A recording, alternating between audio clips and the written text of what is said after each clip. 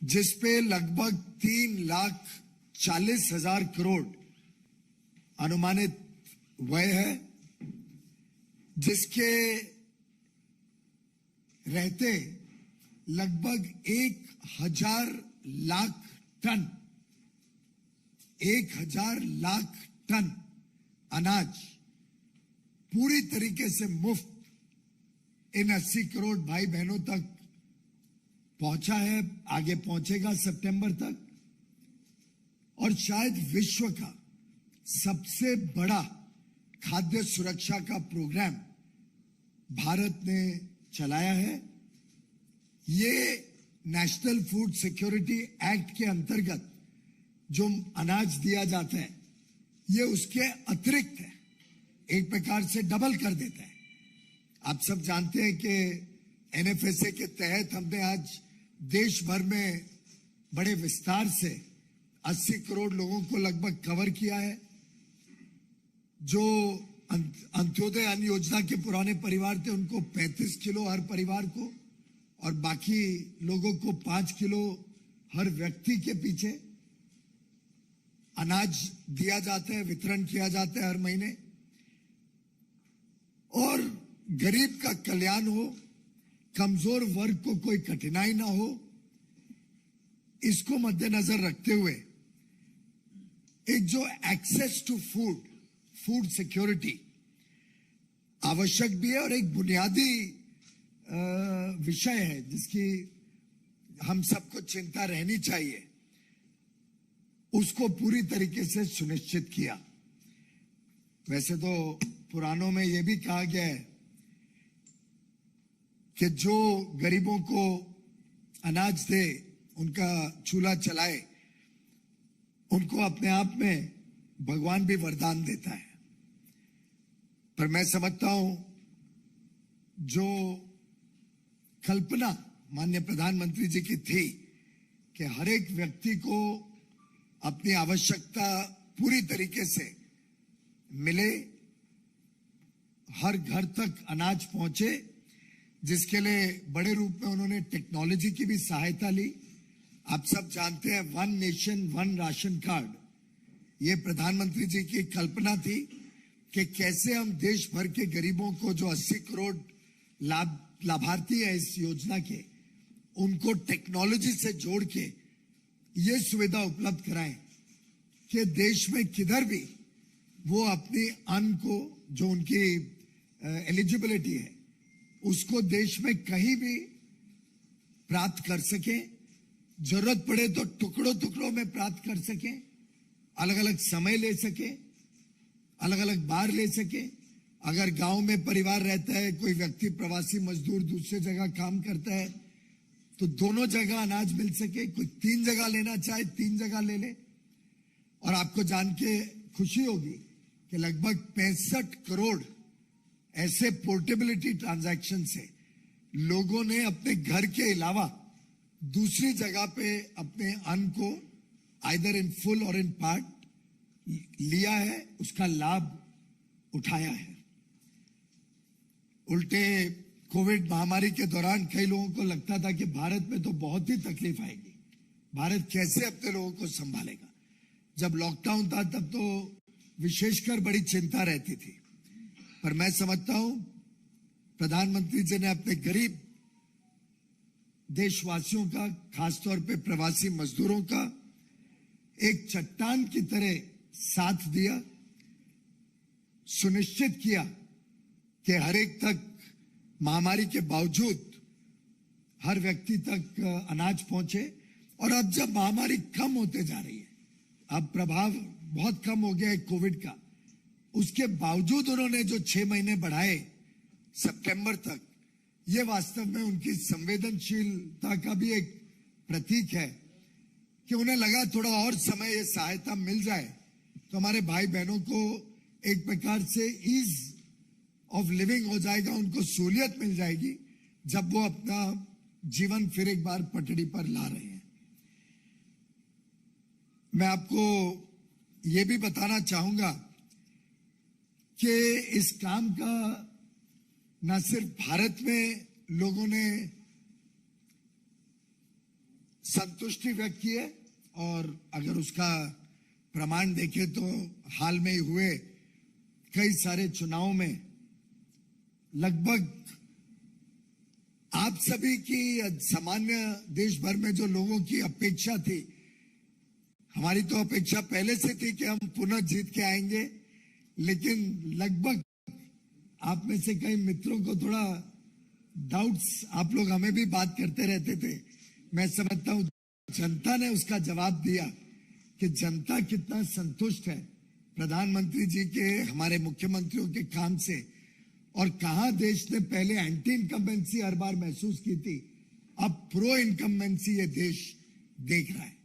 और एक प्रकार से जो प्रधानमंत्री जी का कार्य है उसका अंतर्राष्ट्रीय पटल पर भी, जो हाल में ही IMF का एक वर्किंग पेपर महामारी, गरीबी और असमानता के ऊपर भारत के पूरे स्थिति का आकलन करते हुए निकला है, उसने बताया है कि ये जो फूड सब्सिडी या जो मुफ्त में अनाज दिया गया, NFSA के दौरान भी जो दिया गया और जो मुफ्त में गरीब कल्याण अन्न योजना के तहत दिया गया, दोनों जोड़ लें अगर, तो इसका बहुत बड़ा प्रभाव रहा, जिसके कारण भारत में गरीबी भी नहीं बढ़ी, असमानता भी नहीं बढ़ी, उल्टे कम हुई। और इसकी जानकारी तो आप सबने देखी होगी कि अत्यधिक गरीबी जो इस दौरान पैंडेमिक के दौरान जो स्टडी करी गई वो एक्चुअली घटी है पैंडेमिक के बावजूद। मैं समझता हूं कि एक बड़ा योगदान आप सबका भी रहा है इस कार्यक्रम को सफल बनाने में, क्योंकि आप सबने इसकी अच्छी प्रचार प्रसार किया, आपने लगातार इस बात को जनता तक पहुंचाया कि हर एक व्यक्ति एलिजिबल है।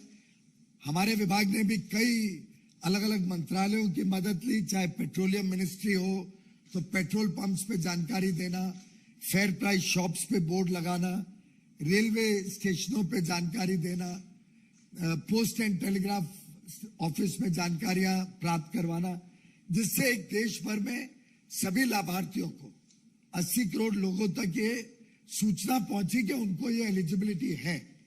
और इसके लिए मैं आप सबका भी तहे दिल से धन्यवाद करना चाहूंगा, क्यों आपने जो ये जानकारी जनता तक पहुंचाई उससे एक अवेयरनेस क्रिएट हुई, और अवेयरनेस के रहते फिर लगभग सबको अपने हक, अपने अधिकार की जानकारी रहते हुए 98% तक, अलग अलग जो हमने सर्वे किए, 98% तक घरों को लगातार प्रधानमंत्री गरीब कल्याण अन्न योजना का लाभ पहुंचा है और आगे भी पहुंचता रहेगा। ये अपने आप में एक बहुत बड़ी खुशी की बात है और दर्शाता है कि अगर हम मूल्यांकन करते रहें, निरंतर मॉनिटरिंग करते रहें कि काम क्या हो रहा है, और उसमें आपका भी जब सहयोग मिलता है और आप इसको जनता तक पहुंचाते हैं, तो उसका फायदा ये होता है कि हम गलत कामों को रोक सकते हैं और सही लाभार्थी तक लाभ पहुंचा सकते हैं।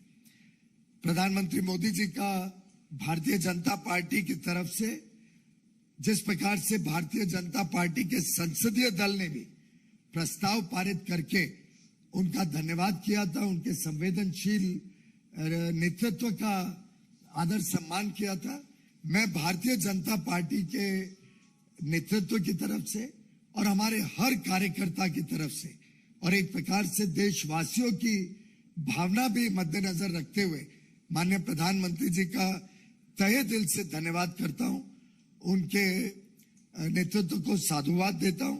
और मैं समझता हूं कि आजादी के इस 75वें अमृत महोत्सव के शुभ अवसर पर ये अच्छा एक परिचय है कि जब आप जुनून के साथ काम करो, आपकी प्रतिबद्धता गरीबों की सेवा के प्रति, आपका संकल्प एकदम पक्का हो, तीव्र हो, तो कोई भी लक्ष्य हासिल किया जा सकता है। आप सब यहाँ पे आए, आपने इस जानकारी को मैं समझता हूं आगे भी जनता तक जैसे पहुंचाओगे, उससे हमारा काम और सरल होगा और जनता को अपने अपने हक का, अपने अधिकार की जानकारी और पहुंचती रहे, उसके लिए पुनः एक बार आप सबका बहुत बहुत धन्यवाद। मित्रों, सिर्फ एक विनम्र आग्रह है कि प्रश्न सिर्फ प्रधानमंत्री गरीब कल्याण अन्न योजना के संदर्भ में ही पूछें।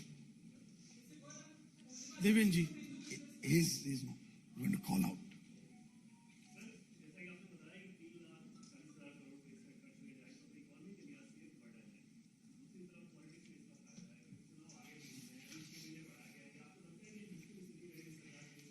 सबसे पहले तो मैं स्पष्ट कर दूं कि गरीब के लिए कोई भी लाभ पहुंचाना, गरीब के लिए कोई भी व्यय करना, खर्च करना, प्रधानमंत्री मोदी जी के सरकार के लिए कभी बर्डन नहीं हो सकता है। और वो हमारी प्राथमिकता रही है, आज भी है और आगे भी रहेगी। इसका चुनाव से कोई लेन देन नहीं है। आप सब जानते हैं कि प्रधानमंत्री गरीब कल्याण योजना आज से शायद 2 साल पहले, लगभग पौने 2 साल पहले शुरू की गई थी, जब आत्मनिर्भर भारत पैकेज के तहत इसकी घोषणा की गई। कोई चुनाव होराइजन में नहीं था, कोई चुनावी इसको दृष्टिकोण या लेंस से देखना, मैं समझता हूं गरीबों के साथ अन्याय होगा। Sanjay Sharma ji, India news.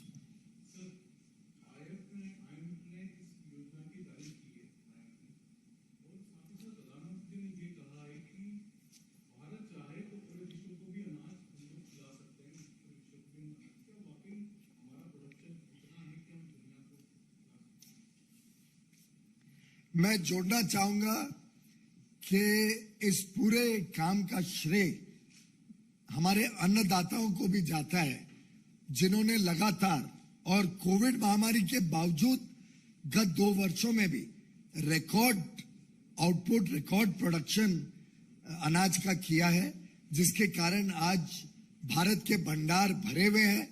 पूरी तरीके से पूर्णतः भारत में खाद्य सुरक्षा की स्थिति बनी हुई है।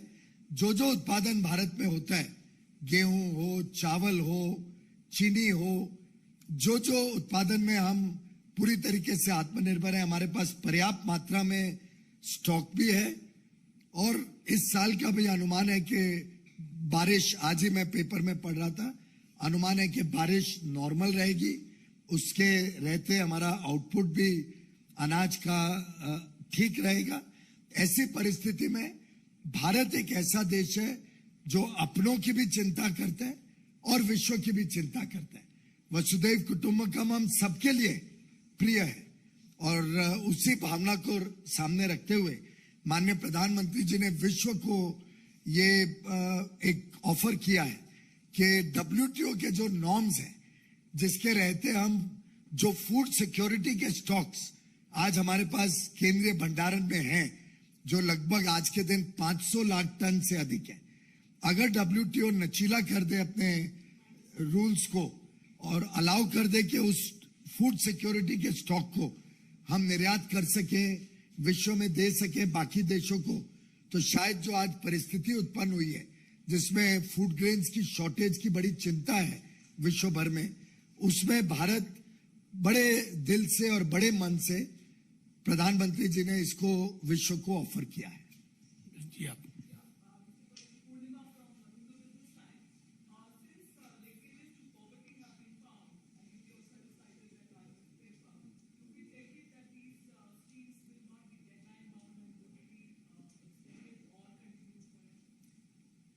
Well, I think at this stage it is available up to September, and that is what has been decided. What happens beyond that is in the realm of imagination. We cannot at this stage respond to what is expected to happen or not happen. But this was a measure to support the poor during the time of this crisis, the COVID-19 crisis, and it has given very rich dividends in terms of helping the poor, helping the lower middle class families tide over the COVID-19 period.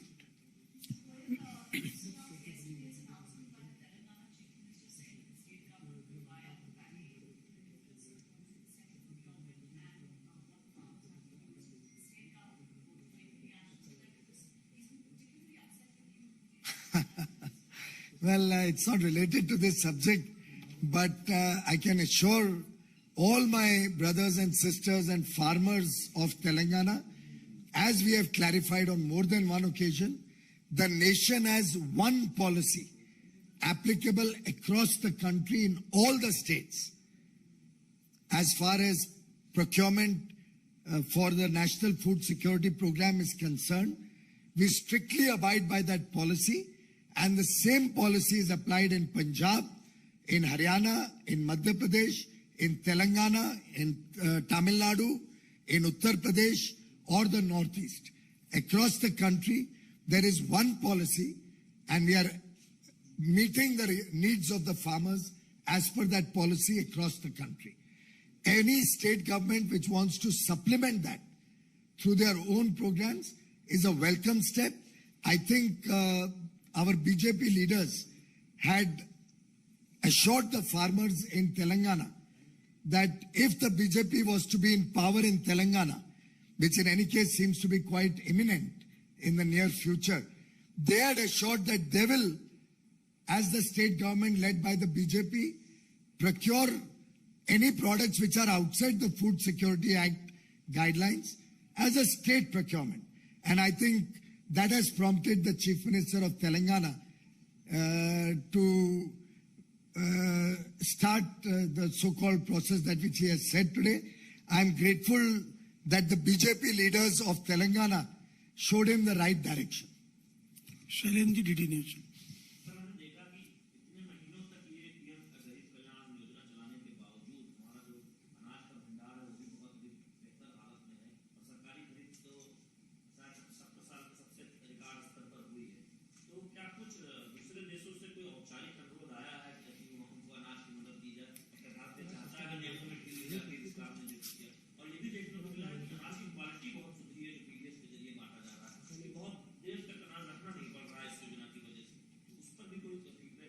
दो चीजें हैं इसमें। एक तो स्वाभाविक रूप से पूरे विश्व से जो डिमांड आ रही है, जिस प्रकार से भारत की तरफ सब देख रहे हैं और अनाज के निर्यात के लिए, वो अपने आप में हमारी कल्पना के बाहर है, ऐतिहासिक है। आपकी जानकारी के लिए, शायद पिछले 1.5 महीने अकेले में 20 या 30 लाख टन गेहूं पहली बार निर्यात हुआ है। आज के दिन अप्रैल से जून, ये जो अभी क्वार्टर चल रहा है, इसमें हमारे पास 30-35 लाख टन गेहूं के निर्यात के कॉन्ट्रैक्ट साइन हो चुके हैं। हमारे जो निर्यातक हैं उनसे जो सूचना प्राप्त हुई है। आपकी जानकारी के लिए गेहूं का अगर देख लें, और वास्तव में हमारे अन्नदाता को मेरा साधुवाद है, मेरा सलाम है। आज से 2 वर्ष पहले भारत से केवल 2 लाख टन गेहूं का निर्यात हुआ था। उसके अगले वर्ष सीधा बढ़ के 20 लाख टन हुआ, और पिछले वर्ष जो मार्च खत्म हुआ है, जिसमें हमने रिकॉर्ड एक्सपोर्ट किया है, यानी लगभग 419 कुछ बिलियन टन, पहले 418 का आंकड़ा आया था, आज रिवाइज फिगर आया है 419.5 या 6 बिलियन टन, 30 लाख करोड़ से अधिक का निर्यात भारत से हुआ है। और गेहूं का निर्यात जो 20 लाख टन था, वो बढ़ के 70 लाख टन से ज्यादा हो गया लास्ट ईयर। इस साल हमारा अनुमान है कि 100 लाख टन से ज्यादा गेहूं का निर्यात होगा। भारत के पास पर्याप्त स्टॉक है। हमारे अन्नदाता ने बहुत अच्छा बेहतरीन काम किया है, और उन्होंने भारत को नहीं पूरे विश्व को भी संभाल सके ऐसा उत्पादन किया है। रही बात आपकी क्वालिटी की, गुणवत्ता की, उसमें सरकार ने भी कई सारे अहम निर्णय लिए। उदाहरण के लिए कैप स्टोरेज, आप सबको याद होगा एक जमाने में 10-12 साल 15 साल पहले शायद कैप स्टोरेज की एक कल्पना शुरू हुई थी। कैप स्टोरेज क्या था? कवर्ड एंड प्लिंथ, एक छोटा सा फाउंडेशन बनाते थे, उस पे अनाज रखते थे और तारपत्री उस पे चढ़ा के उसको स्टोरेज बोलते थे, और उसमें हजारों करोड़ रुपए देश के लगते थे, टैक्स पेयर के, और देश का संपत्ति खराब होती थी। अधिक जो दृश्य आप देखते थे कि अनाज सड़ रहा है, वो कैप स्टोरेज में सड़ता था। आज से 1-1.5 साल पहले ऑफ कोर्स बड़ी विपरीत परिस्थितियों में मुझे इस मंत्रालय मिला था, माननीय रामविलास पासवान जी के गुजर जाने के बाद, पर उसके थोड़े ही दिन बाद मेरे पास एक फाइल आई कि हमें कैप स्टोरेज इतना इन्वेस्ट करना पड़ेगा, और उसमें कुछ लगभग 8,000 करोड़ की इन्वेस्टमेंट थी। मैंने तुरंत उसको रिजेक्ट किया, फिर चर्चाएं की डिपार्टमेंट के साथ और कितना सरल सोल्यूशन निकाला। कहा 18 बैग्स एक स्टैकिंग होती थी, हमने 18 को 22 कर दिया, स्टडी कर लिया, उससे कोई डैमेज नहीं होता है। 20% हमारी स्टोरेज कैपेसिटी बढ़ गई और देश के 8,000 करोड़ बच गए। तो उससे गुणवत्ता भी सुधर गई, क्योंकि ये तो सब कवर्ड प्रॉपर स्टोरेज है और आगे चल के हम उसमें सब में सीसीटीवी कैमरा लगाने वाले। तो जैसे आपको याद होगा, रेलवे में हर किचन में सीसीटीवी कैमरा से आप देख सकते हैं कि खाना आपका कहां बन रहा है और कैसा बन रहा है। आगे चल के गरीब और हमारे निम्न मध्यम वर्गीय भाई बहन देख पाएंगे कि उनका अनाज कैसे स्टोर होता है और अच्छी तरीके से कैसे रहता है। अब थोड़े कैप स्टोरेज रह गई है ट्रांजिट के लिए, कि माल एकदम एक साथ पंजाब हरियाणा में खास तौर पे आता है। खुद कैप स्टोरेज बनी हुई है जिसका निर्धारित समय पूरा नहीं हुआ है। शायद 10-11 लाख टन, पहले 200 लाख या 150 लाख टन तक जाता था, अब 10-11 लाख टन बच गए और आस्ते आस्ते वो भी खत्म हो जाएगा। Neeraj Pandey ji, ABP news.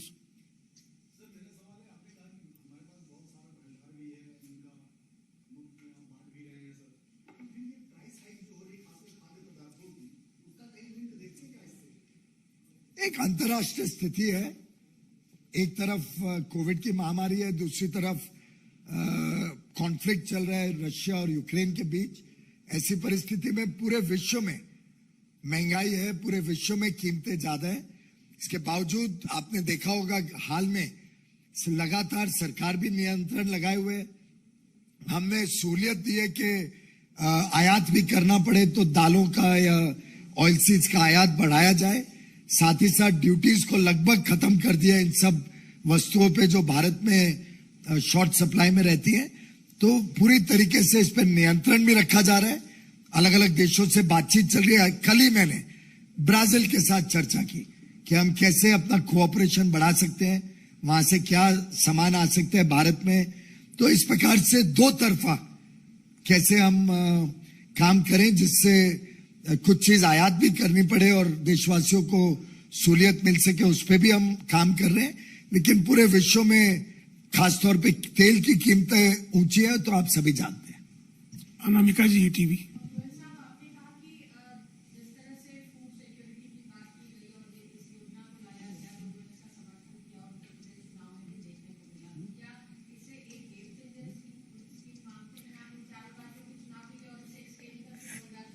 नहीं, जैसे मैंने अपने मित्र को कहा, देवेश्वर जी, देवेश ने पूछा, देवेंद्र ने पूछा, किसने पूछा था? आपने पूछा था कि जब गरीबों के संवेदना, उनके प्रति संवेदना की बात होती है, गरीबों की सेवा की बात होती है, उसमें हम स्कीम, गेम चेंजर और ये वो दृष्टिकोण कभी देखते ही नहीं, और चुनाव का लाभ और घाटा कभी उसमें हम आकलन में लाते ही नहीं। जो जरूरत है जिससे गरीबों की सेवा हो सकती है वो हमारे लिए प्राथमिकता रहती है। और आपने देखा है माननीय प्रधानमंत्री जी ने समय समय पे अपने इस संवेदनशील चरित्र का परिचय देशवासियों को दिया है, अलग अलग रूप से, अलग अलग काम से। विकास चंद्रा जी, news nation.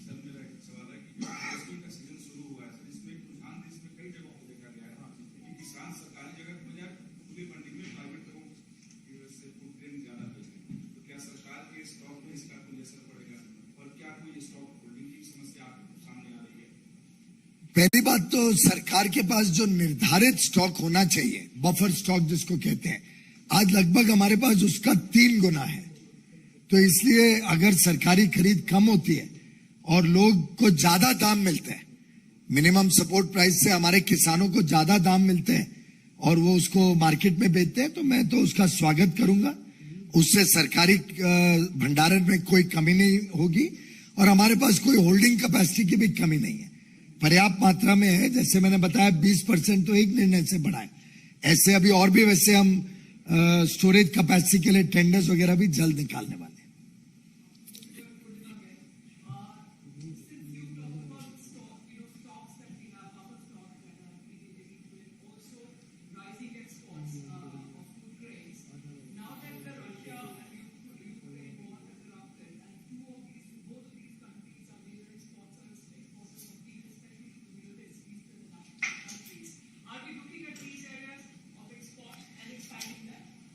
As I said, it is a very unfortunate situation that there is a conflict between Russia and Ukraine. Our government and the Honorable Prime Minister consistently has been appealing for peace, dialogue, and an end to this conflict. Therefore, we do not see the requirement of food grains by other nations, particularly the Middle East and Africa that you alluded to, as an opportunity arising out of this conflict.